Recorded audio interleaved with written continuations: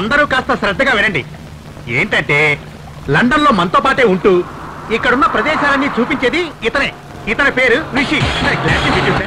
Hi, నమస్తే బామ్మ. Hi.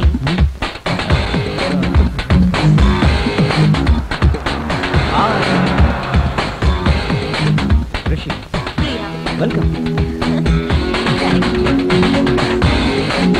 Hi. Anand, తను నాలో కన్ఫర్మ్ అయిందా? వెయిటింగ్ లిస్ట్ లో ఉంది. ఇంకో 30 రోజుల్లో కన్ఫర్మ్ అవుతుంది. 30 రోజుల్లో ఏమైనా జరగచ్చు. ఏం జరుగుతుందో చూద్దాం. Let's go. మామా, ఏంటి బిడ్డ? నువ్వు మన ఊర్లో ఎన్ని కచేరీలు చేస్తుంటావు? మస్తుకు చేసిన బిడ్డ. ఆహా, నువ్వు లండన్ రావడం ఇదే మొదటిసారా? అవు బిడ్డ.